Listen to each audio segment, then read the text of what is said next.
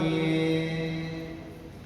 जय बोलो मूल नायक श्री चिंतामणि पार्श्वनाथ भगवान की, वर्तमान शासन नायक महावीर भगवान की, संत श्रोमणी गुरुवर आचार्य श्री जी विद्यासागर जी मुनि महाराज की, ढाई दीप स्थित 3 कामना करोड़ मुनिराजों की।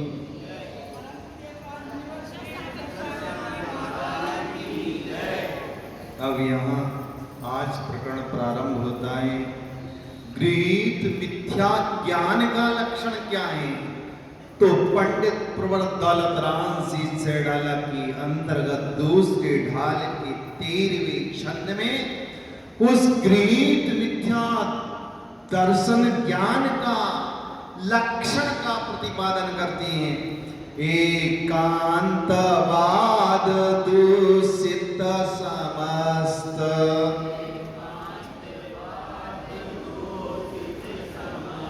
विषयादिक पोषक अप्रशस्त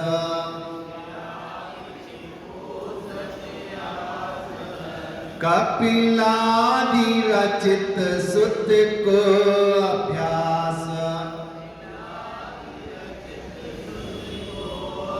सोहे को बोध बहुतेन त्रास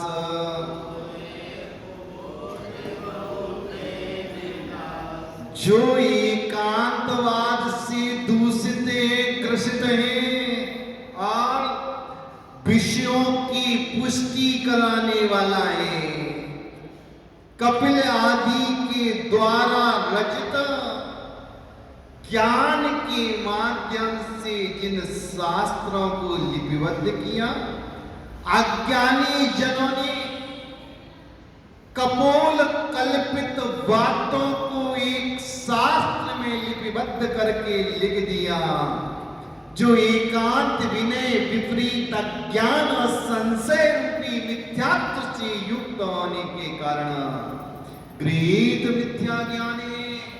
ये बंधु बहुत दुख को उत्पन्न कराने वाला है। गृहीत मिथ्या ज्ञान संसार में दुख को उत्पन्न कराने वाला है। मारीच ने अज्ञान के वशीभूत होकर इसी मिथ्या ज्ञान का प्रचार प्रसार किया। उस मिथ्या ज्ञान अपनी अनुभूति के माध्यम से 363 मतों की उत्पत्ति कराई और मारीच के जीव से महावीर की यात्रा की मेरी इस अभिमान, इस खोटे ज्ञान, इस नास्तिकता का भाव, इस मिथ्या ज्ञान और मिथ्या दर्शन और मिथ्या चारित्र से प्रभावित होकर उस मारीच ने किन किन पर्यायों को धारण किया, किस किस स्थिति को प्राप्त हुआ, कैसे कैसे त्रास अर्थात दुखों को प्राप्त किया। लेकिन अज्ञान के वशीभूत होकर भी ये धर्मात्मा अपने ही और उपाधि के विवेक से शून्य हो जाती है और परमात्मा को राग सहित परमात्मा मान लेते हैं और रागी की बातों को आगम स्वीकार कर लेते हैं और रागी की प्रवृत्ति को चारित्र स्वीकार कर लेती। यही अज्ञान है। एकांतवाद क्या कहलाता है? ऐसा ही जहां ही वाद होता है वहां अनेकांत का अभाव होता है। अनेकांत में ही नहीं भी को प्रस्तुत किया जाता है। इस अपेक्षा से ऐसा भी और इस अपेक्षा से ऐसा भी। जैन दर्शन में ही वाद नहीं चलता, विवाद चलता है। इसलिए पूज्य गुरुदेव ने लिखा, ही से भी की ओर ही बड़े सभी हम लोग, 6 के आगे 3 हो, विश्व शांति का ही बात एकांत का संपोषक है और इससे आत्मा का पतन नहीं होना, आत्मा का उद्धार नहीं होना। जैन दर्शन में भी कुछ मत मतांतर, कुछ संप्रदाय इन मिथ्यात्व को ही पुष्ट करती है एकांत से। जैसे एक जैन दर्शन का खंड भाग होने पर भी कि भगवान महावीर ने भी मांस का सेवन किया शरीर की निरोगता के लिए।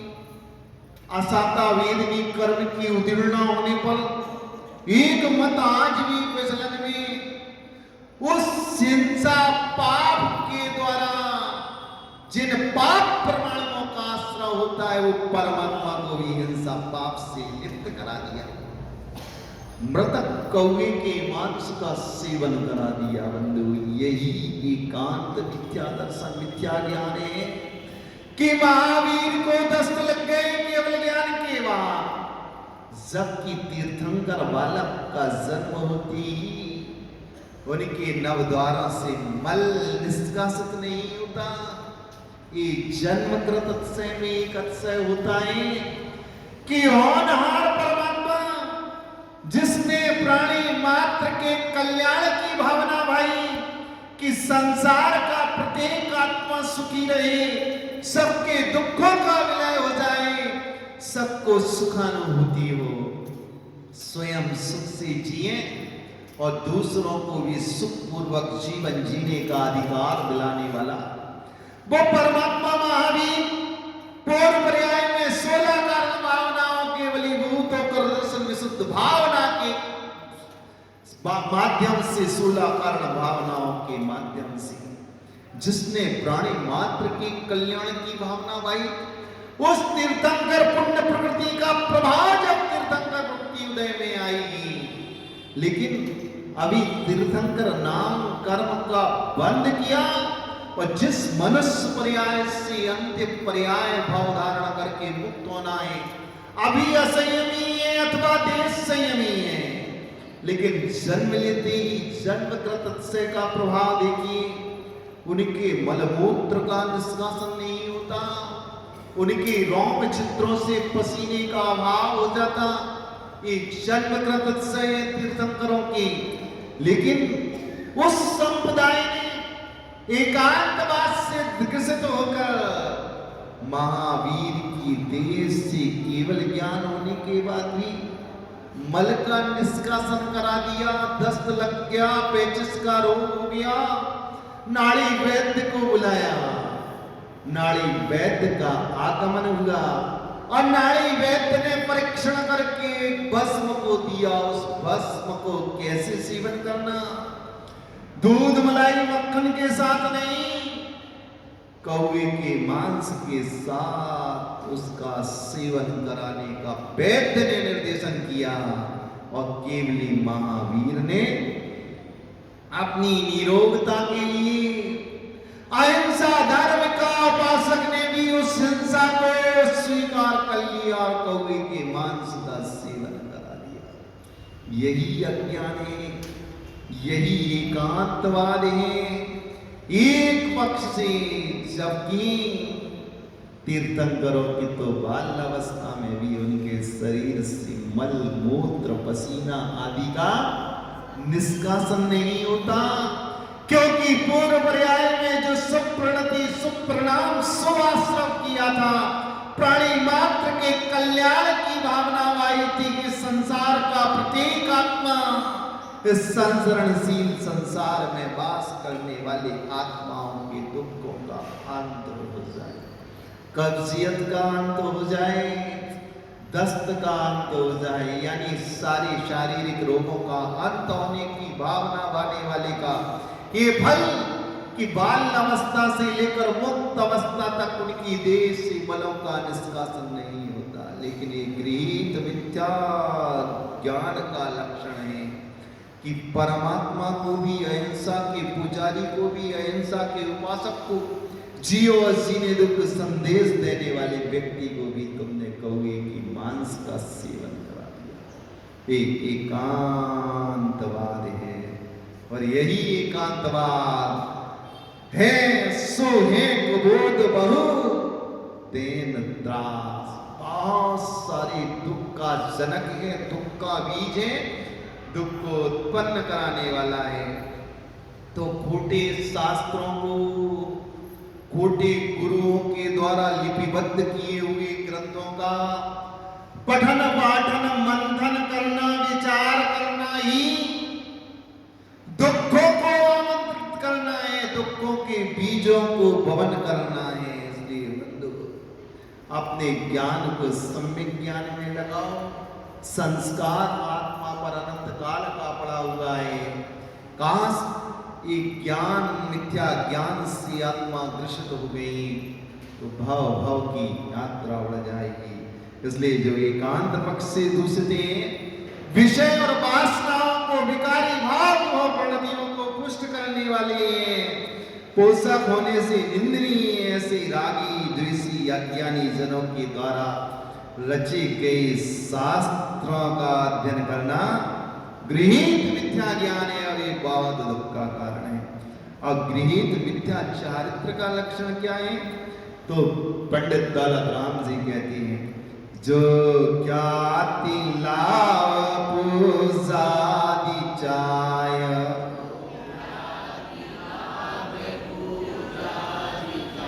धरि करन विविध विधि देयताय,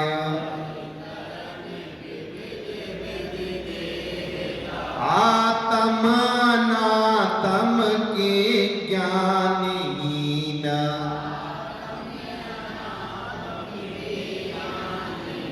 जे जे करनी तन करन छीन,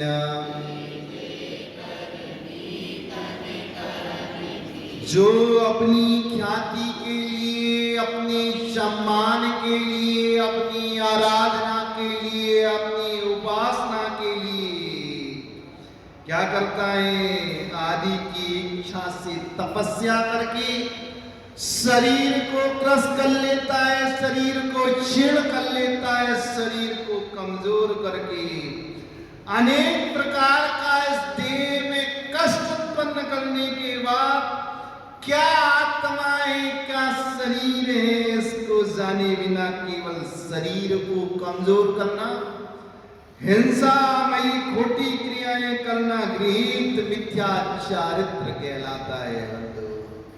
ये मिथ्या चारित्र तो छोड़ो, महाव्रती भी ख्याति लाभ पूजा के वशीभूत होकर यदि धार्मिक अनुष्ठान करता है तो वो अपने जीवन में दुखों के बीजों का वपन करता है।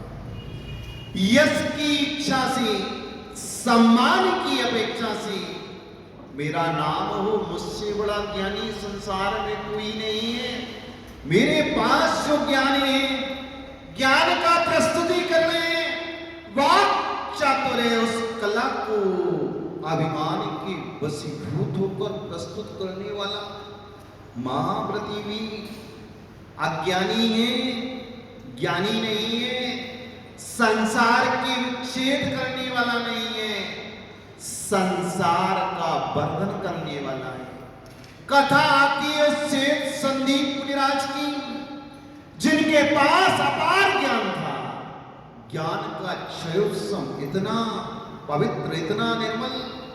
एक बार श्वेत संदीप मुनिराज के चरणों में कोई भक्त जिज्ञासा प्रस्तुत कर दी, उसकी जिज्ञासा का समाधान इतने अद्भुत तरीके से वो आत्मा ऐसा प्रभावित होता था कि वो साधु का उपासक, साधु का भक्त बन जाता था।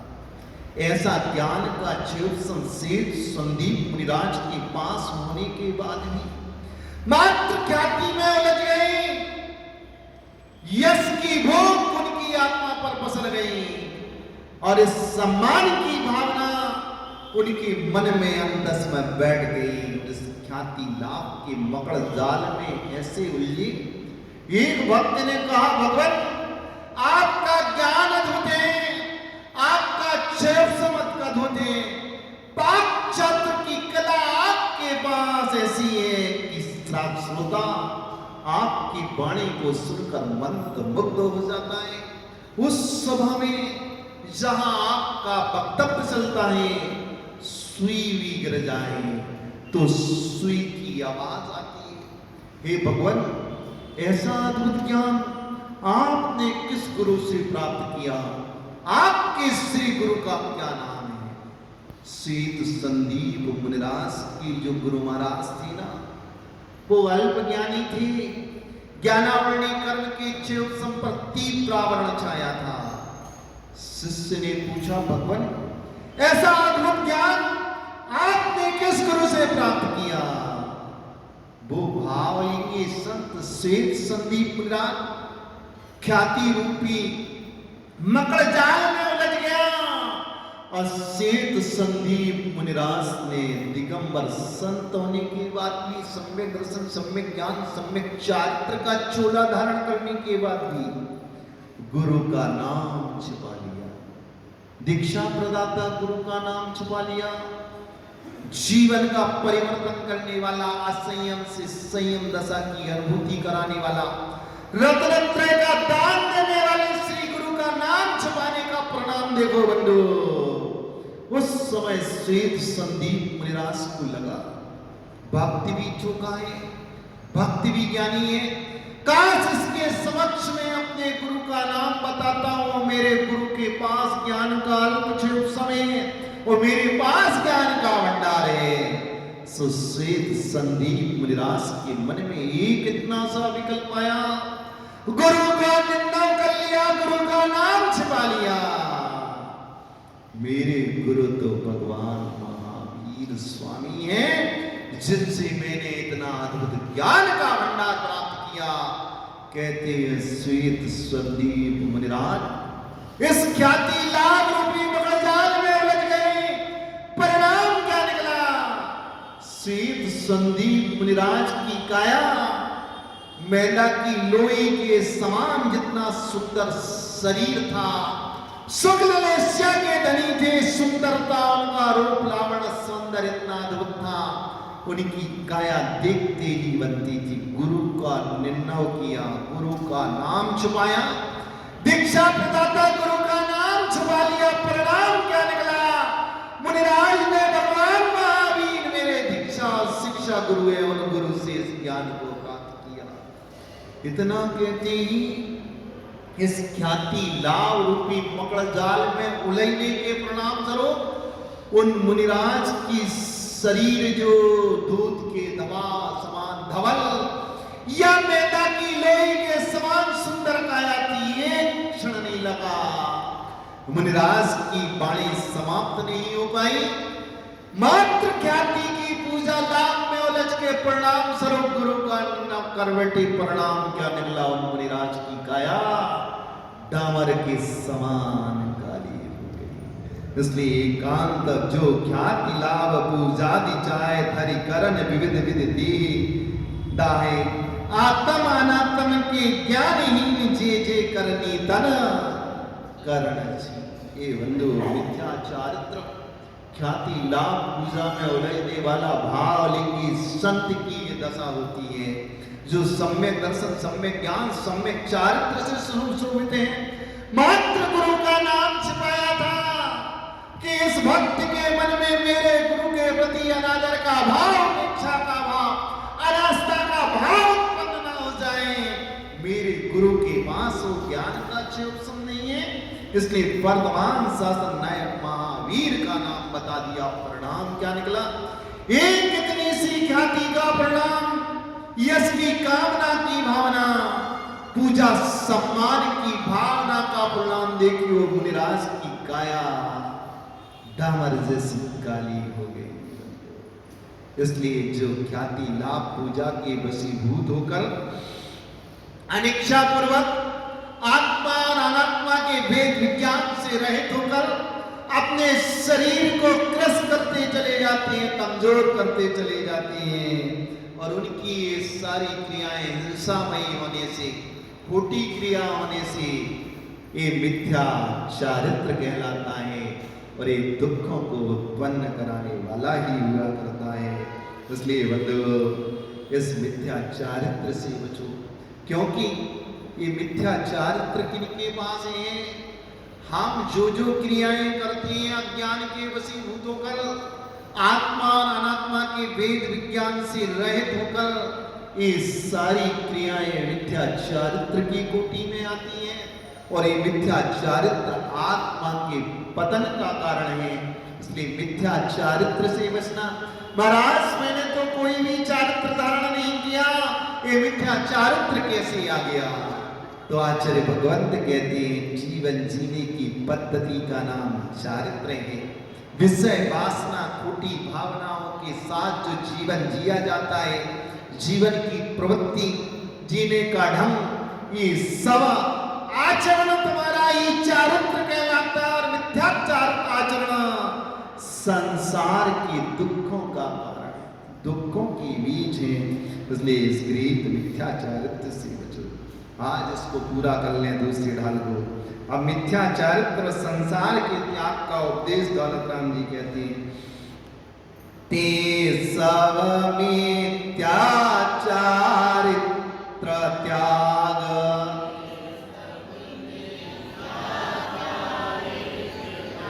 अब आत्म कीर्त पंथ लाग,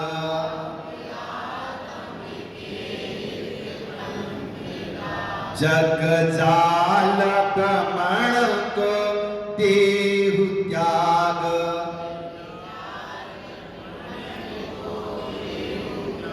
अब दौलत निज आत्म सुपाग।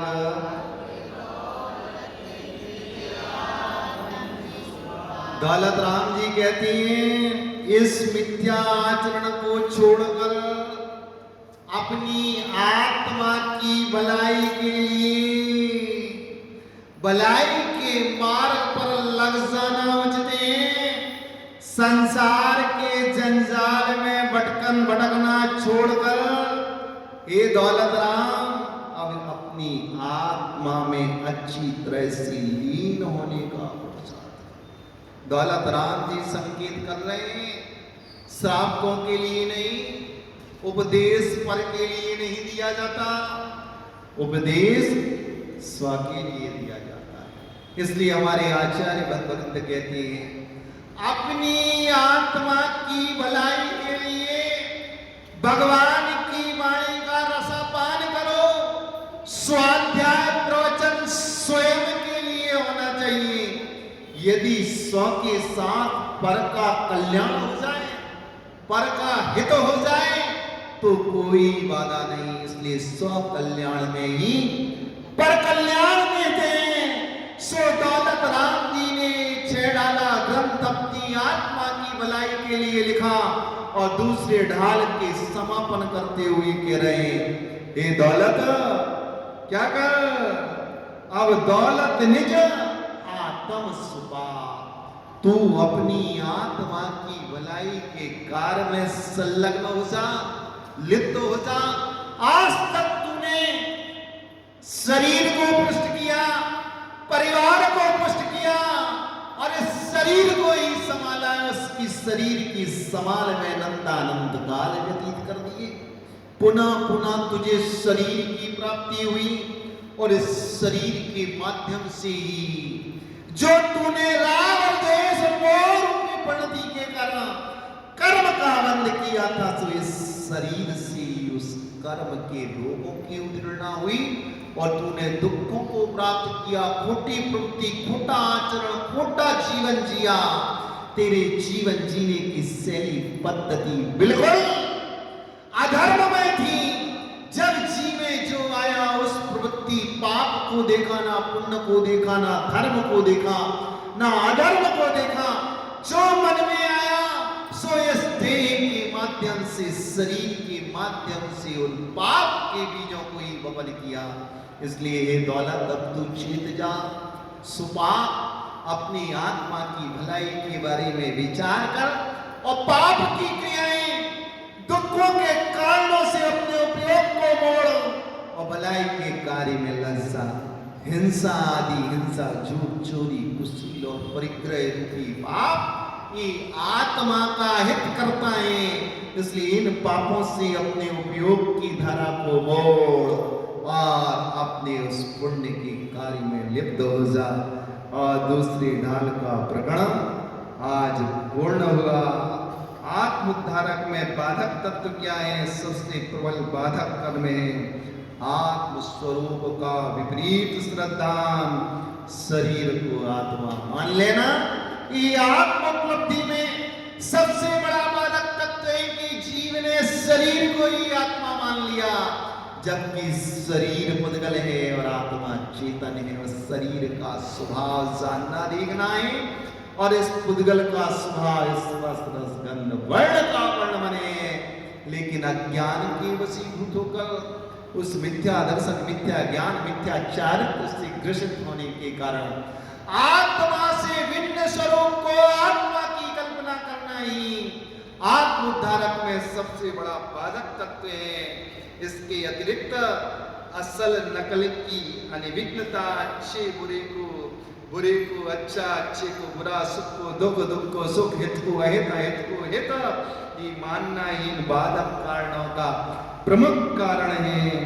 अपनाने वाला जीव अपने हाथ से अपने जीवन के कुठाराघात कर अनंत संसार भ्रमण करता हुआ भयंकर दुखों को भोगता है। इसके मूल में जो भूल है उस भूल को सुधारो। आत्मा भिन्न है, शरीर भिन्न है। आत्मा का स्वभाव जानना देखना है, आत्मा का स्वभाव मात्र जानना देखना है। हर्ष और विषाद जो आत्मा में उत्पन्न होते हैं, थारी मारी, तेरा मेरा, अपना पराया, ये सब आत्मा का स्वभाव नहीं, ये विभाव है, विकार है। ये विकार ही संसार परिभ्रमण का कारण है। जब तक हम स्वभाव और विभाव से परिचय नहीं होगा तब तक आत्मरुचि भी दृष्टि में निर्मलता उत्पन्न नहीं होगी, और जब तक दृष्टि में निर्मलता उत्पन्न नहीं होगी तब तक सच्चे सुख का मार्ग का हमें दिग्दर्शन नहीं होगा। पहले हमारी आत्मा में जो अनंतकालीन मिथ्यात्व की मलिनता छाई हुई है, उस मलिनता को दूर करने का पुरुषार्थ करो, तब जाकर हम उस आत्मा के हित मार्ग को प्राप्त कर सकते हैं। तब तक हित मार्ग प्राप्त नहीं होता जब तक दृष्टि में निर्मलता नहीं आती, सबकी दृष्टि की मलिनता दूर हो और सम्यक की महार उस आत्मा में लगी। इन्हीं शुभ भावनाओं के साथ आप चतुर्वर्षी विद्यासागर